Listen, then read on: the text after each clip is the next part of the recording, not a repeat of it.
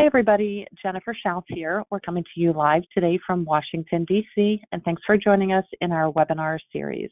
We're covering the DFARS on Wednesdays and Fridays at noon, and all of our webinars are complimentary and recorded. You can find our recordings over on our YouTube channel where we have 700 plus, I think it's 750 now, complimentary recordings on government contracting topics. If you're looking for the PowerPoints, those are posted over on slideshare.net. You can log in with your LinkedIn credentials. It won't cost you anything, and you can download the corresponding 700 plus PowerPoints to all of the videos that we have. If you're interested in advertising or sponsoring, send us an email to hello@jenniferschaus.com, and we'll send you our media kit. If you're just looking to register or an easier way to get to some of the recordings, hop over to our website, click on the section called the DFARS, and keep in mind that we did actually cover this very big topic back in 2021, so the historical recordings can be found there. Keep in mind they are just that, historical, so things have changed over time. It's been 4 years. So again, on the right-hand side, you'll find all the recordings as well as the current registration links, and we hope to usually get those up within about 24 hours. A little bit about us. We are based in downtown DC and primarily focused on helping companies with contract vehicles. First and foremost, the GSA Schedule, which I'm sure you all have heard about, especially with one of the recent executive orders on March 20th. So if you need help getting onto the schedule, making modifications, any audits, renewals, things along those lines, send us an email and we can help. We also assist with VA schedules, FedLink, and others. This is the executive order that I mentioned, and there are some dates that are on the horizon related to this EO. Okay, in the event that you are selling to federal contractors and not the government, we do offer advertising, event sponsorship, and more. Again, send us an email and we'll send you a media kit. Here's some stats related to the audience that we now reach. Our newsletter now hits a little bit over 38,000 subscribers, most of which are government contractors. Now we want to thank our in-kind sponsors, our friends over at GovEvents. That's the premier platform for posting events related to government and government contracting. Find all of our webinars, past and future, over on the GovEvents website. So again, that's another spot to find the recordings. The Fairfax County Economic Development Authority has an online calendar of events and webinars, and you can find our events and webinars posted there. We also want to thank Tom Johnson and his team over at SetAsideAlert.com. That's the go-to publication for finding opportunities related to small women-owned, veteran-owned, hub-zone, and 8A firms. Visit SetAsideAlert.com for more information. We also want to thank our friends over at the Virginia Apex Accelerator. That's a trusted resources and DLA, Defense Logistics Agency-funded organization. They provide local training, counseling, and mentoring for aspiring government contractors, as well as matchmaking events. If you want to sell to state, local, or federal government, please contact your local Apex Accelerator. Please visit the links on your screen to review the training calendar, locate free resources, and to schedule an appointment with a Virginia Apex Accelerator counselor today. Now we want to thank our corporate paid sponsors, our friends over at BidSpeed. The BidSpeed platform allows users to search public sector opportunities at the federal, state, and local level. Users can also find anything from a compliance matrix to teaming partners, incumbent point of contacts, expiring contracts, and proposal templates. Discover, manage, and secure government contracts with BidSpeed. BidSpeed is an official partner of the SBA's ETG Empower to Grow program. Contact BidSpeed today. If you're C3, if you're thinking about competing for contracts with Department of Defense, you need to prepare for CMMC. This is the Cybersecurity Maturity Model Certification. C3's suite of CMMC solutions include C3 Command, C3 Catalyst, and C3 Core. These three solutions answer the needs of every defense contractor. Whether your CMMC priority is a fast-defined path to compliance or you need the flexibility to manage multiple environments, C3 offers solutions. They are your partner with a deep expertise in IT, cybersecurity, and compliance. Contact C3 today. WorkPlan. WorkPlan is an online contract management and accounting tool designed for federal contractors and hosted by Amazon Web Services. Get and stay DCAA compliant, manage expenses, timekeeping, and forecasting. Plus, use the WorkPlan platform to manage your capture process and your CRM. Contractors can integrate their HR and payroll into this one easy-to-use solution. Contact WorkPlan today. Ateria. Ateria specializes in Microsoft Cloud licenses and services for government and government contractors. They provide a business advantage for Microsoft Government Cloud licensing, managed IT administration, and security, as well as data intelligence services and solutions.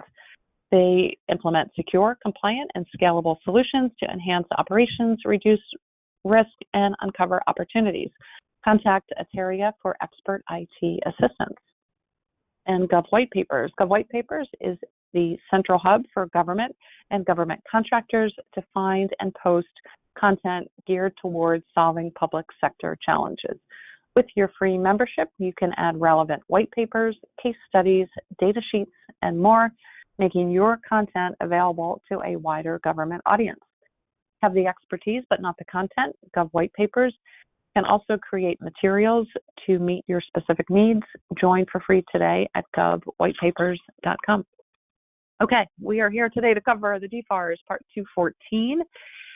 We want to thank Rosa Sheffield. She's put together some great slides. And Rosa, I'm going to turn the floor over to you, so just let me know when you're ready for your next slide, and we're excited for your presentation today. Thank you. Thank you so much for having me. Hello, everyone, and thank you, Jennifer, for having me.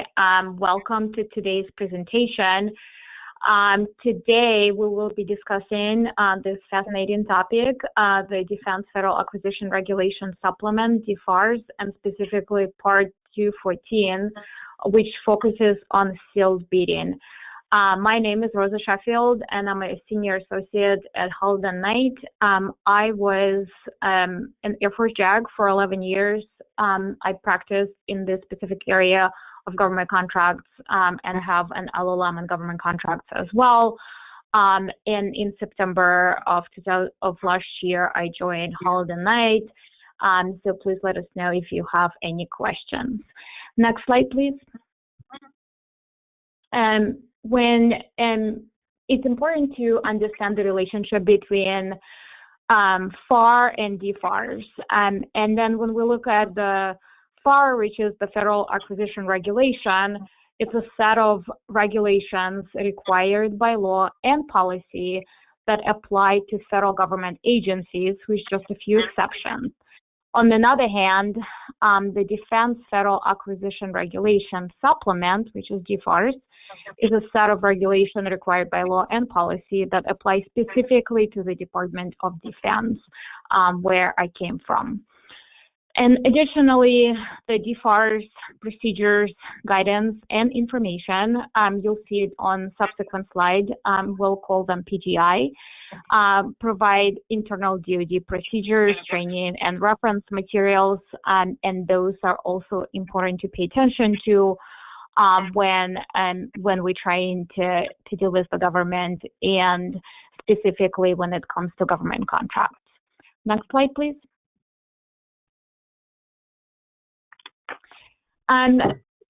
Just before I start specifically discussing sealed bidding, I wanted to just take a moment a little bit and sort of orient us in terms of where we're at in terms of the acquisition method. So sealed bidding is an acquisition method that contracting officers use, and it's a very old method, but it hasn't, it's not used as frequently anymore. But this specific method does not involve negotiations with bidders. And as many of you probably know, the three main contracting methods available are request for quote, which is RFQs, which is in FAR Part 13, and then sealed bidding, which is FAR Part 14, which is something that we will be discussing in detail today, and negotiated acquisitions, which are FAR Part 15. So today we will be focusing specifically on FAR Part 14 and DFARS 214 as well. So sealed bidding is different because it relies on a detailed and accurate invitation for bids, which is, you'll see abbreviations, IFB, so that's what it means. It's invitation for bids. And, bid could be substituted essentially for an offer. So when a contractor submits its bid or an offer, it's for the government to either accept it or reject it. The IFBs must not be unduly restrictive to allow full competition. And the seal building process frequently involves several steps, starting with the issuance of an IFBs, and then contractors prepare and submit their bids, which are opened publicly at a specific time and place. And then usually the contract is awarded to the lowest responsive and responsible bidder.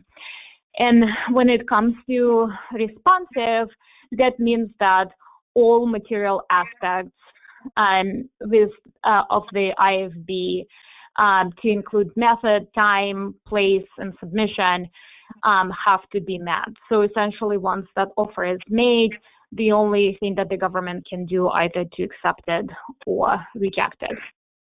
And this type of process ensures transparency and fairness in government contracting.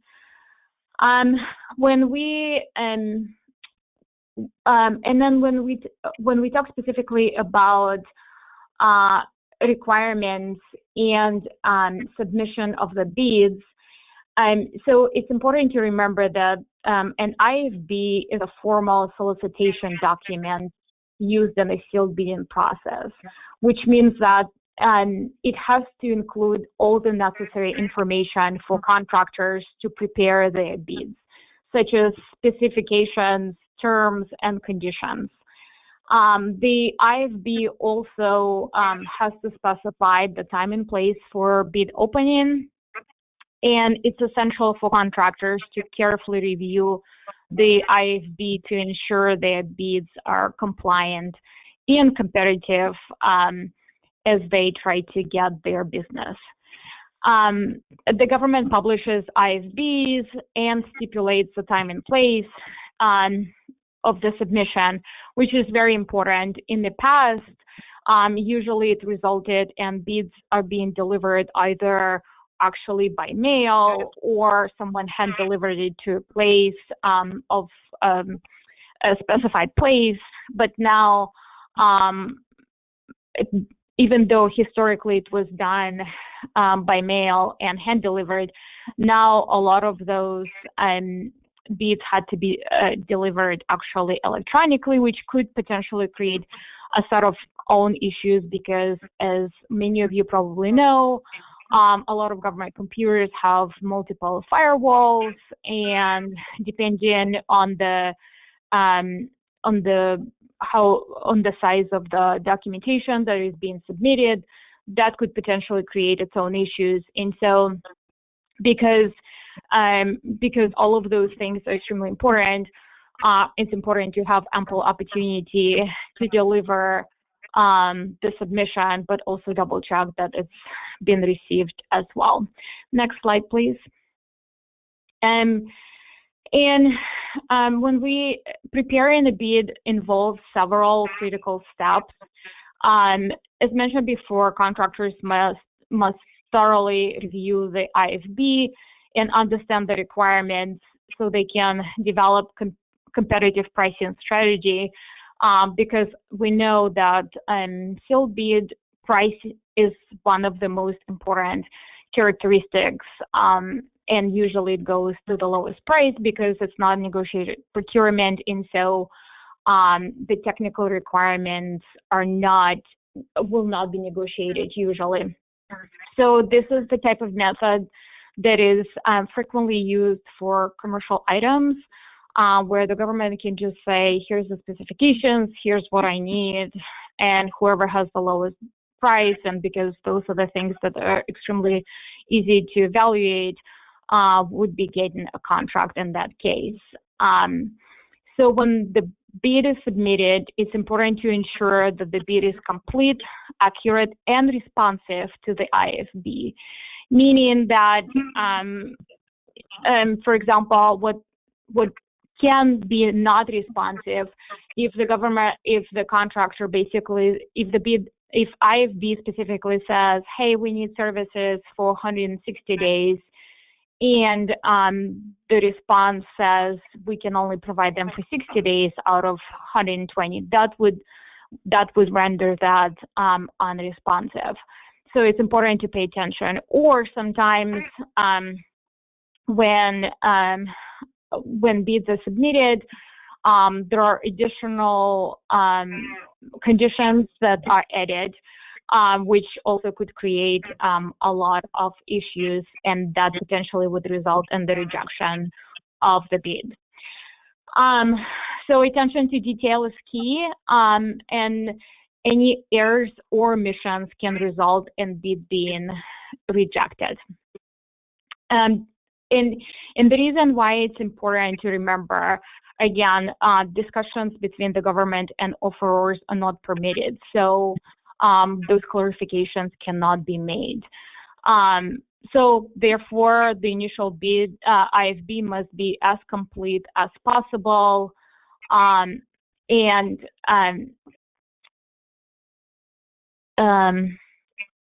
this type of transparency ensures fairness in the bidding process. And after the bids are opened, they are evaluated on the criteria outlined specifically in the IFB, and the contract is awarded usually to the lowest responsive and responsible bidder, ensuring the best value to the government. Unique aspect of this is that the awarding of the contract marks the beginning of the performance phase of the specific contract, where the contractor must deliver the goods or services as specified in the IFB. Next slide, please.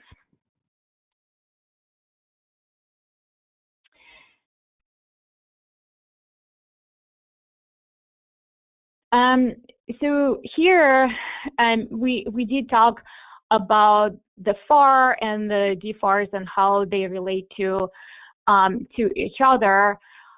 So as you can see, here's the prime example where the DFARS adds additional requirements to the FAR, particularly focusing on supply chain risk and providing DoD internal procedures and training materials.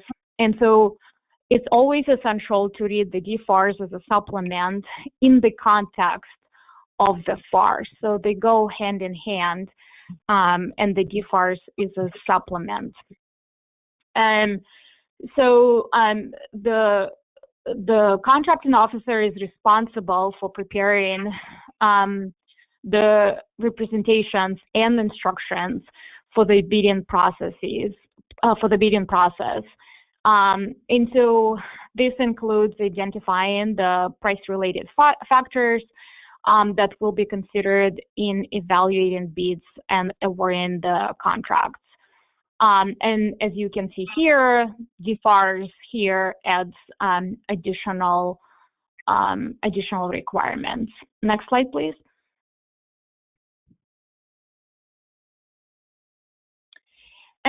Generally, the government does not specify brand names, or if they do, that a lot of the times, especially when I used to work for the government, that created additional issues that we usually had to defend in court. And so, because the government does not specify brand names to avoid specifically restrictive competition, but however, if a brand name or equal purchase description is used, offerors must provide descriptive literature to justify their products. And so here you can see when an IFB requires that type of description, it must clearly state what literature is needed, the purpose of requiring that specific literature, the extent of its consideration in evaluation of bids, and the rules that apply if the literature is not furnished or does not comply with the requirements. And as you can see here, the DFARS provisions, brand name or equal satisfies the requirement when brand name or equal purchases descriptions are used. And so sometimes what happens is, even if it's not required, offerors sometimes add that information, and a lot of the times that information is simply not being considered or discarded. Next slide, please. And I'm sure a lot of you probably wonder, so what happens if there is only one offer received? And so DFARS actually have provisions on that specifically. So when only one offer is received, the contracting officer must follow specific procedures, which means that if one offer is received for solicitation issued for less than 30 days, the contracting officer must cancel and resolicit for at least 30 more days. And the reason being, again, the competition is encouraged, and this ensures robust industry participation and fair pricing. And then, as you can see here, for acquisitions that exceed the simplified acquisition threshold, if only one offer is received, then the procedures at 215, 375 need to be followed. Next slide, please. And when we think about sealed bidding, the traditional way of doing it, I've discussed in the beginning of this presentation, but there is a way of doing a two-step sealed bidding process, which is essentially a combination of competitive procedures and also the sealed bidding. And it's designed to obtain the benefits of sealed bidding, which is usually quicker when adequate specifications are not available. And so this method is especially useful in acquisitions requiring technical proposals, particularly those for complex items. And it's conducted in two steps, just like the name suggests. And in two-step sealed bidding, technical proposals, as you can see here on the slides, are evaluated first, allowing for negotiations, and then the DFARS mandates supply chain risk evaluation for both regular IFBs and the two-step sealed bidding as well. And the first step, which involves requests for technical proposals, and important to remember, it must be synopsized in accordance with FAR Part 5. And the request must include at a minimum a description of the supplies and services required, the criteria for evaluating technical proposals, and any significant sub-factors as well. Next slide, please.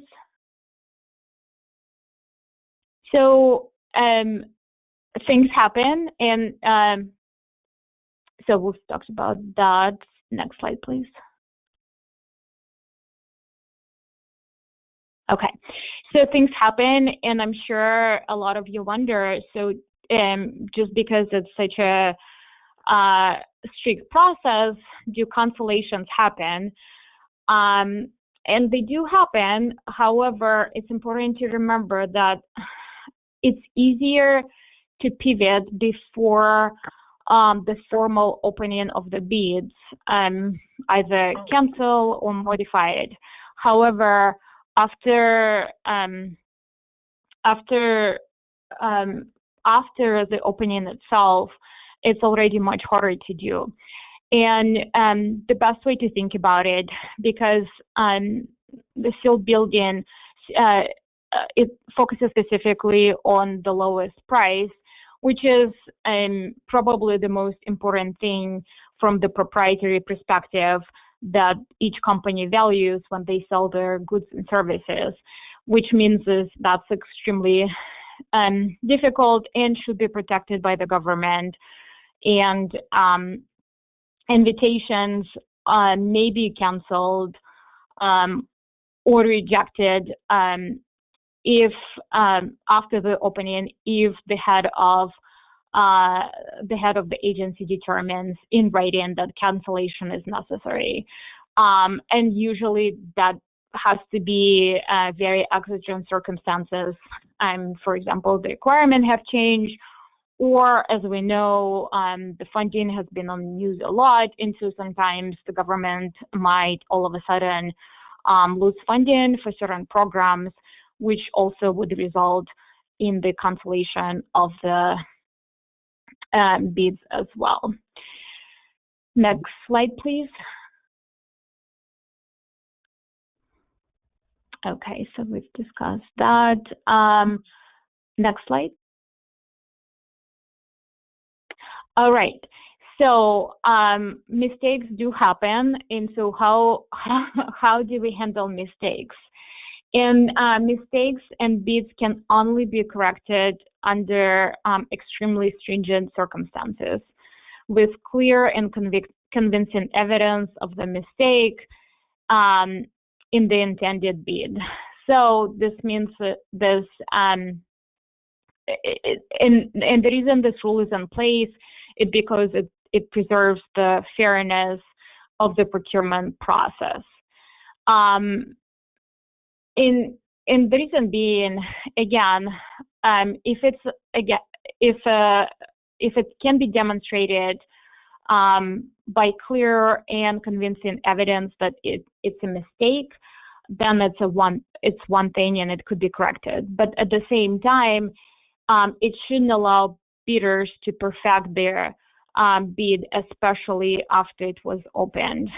So, and it has to be obvious. So it cannot just be, for example, IFB said you have to submit 5 copies of signed document X, and there are signatures on 4, and then 1 is not signed. So that's clearly, it's not going to perfect the bid, but it's clearly just a mistake that can be easily corrected, and it would not impact material requirements as to quantity, quality, or pricing of that specific bid. So also again, heads of agencies may delegate the authority to make those determinations in limited number of circumstances as to something can be corrected, and if it's something that could be considered just a mistake, or if it's not a mistake and will not be allowed to be corrected. Next slide, please.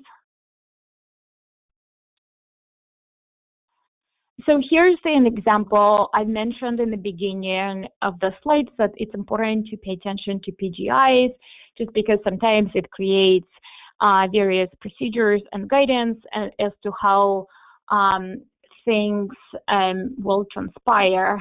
And specifically here, there is a new rule, and it outlines method of soliciting bids.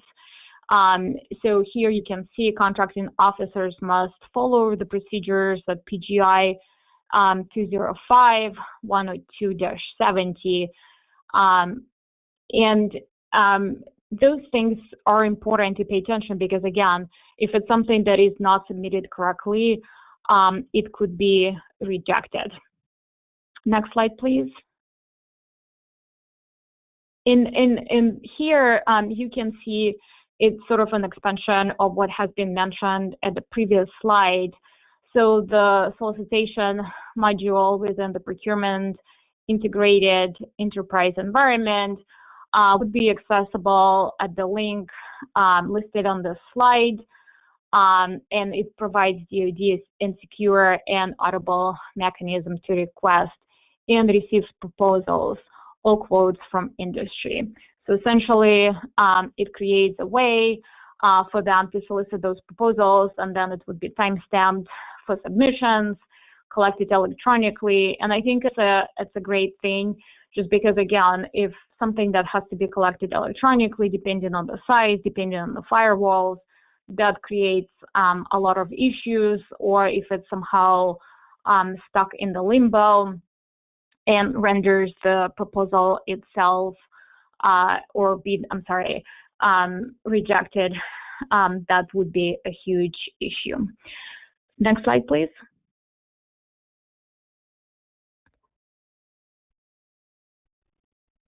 Next slide. And as a summary and the conclusion, I think it's important to point out that despite fewer steps than other acquisition methods, sealed bidding requires accuracy and completeness in bid submissions. The lowest bidder is not guaranteed the contract award, and the government still evaluates the responsibility and fair pricing. So there are several common pitfalls that contractors should be aware of when participating in sealed bidding, and this include failing to submit a complete bid, not adhering to the IFB requirements, and making errors on pricing, which, as we've discussed, mistakes are not always correctable. It's crucial to avoid those pitfalls to ensure that contractors' bids are competitive and compliant.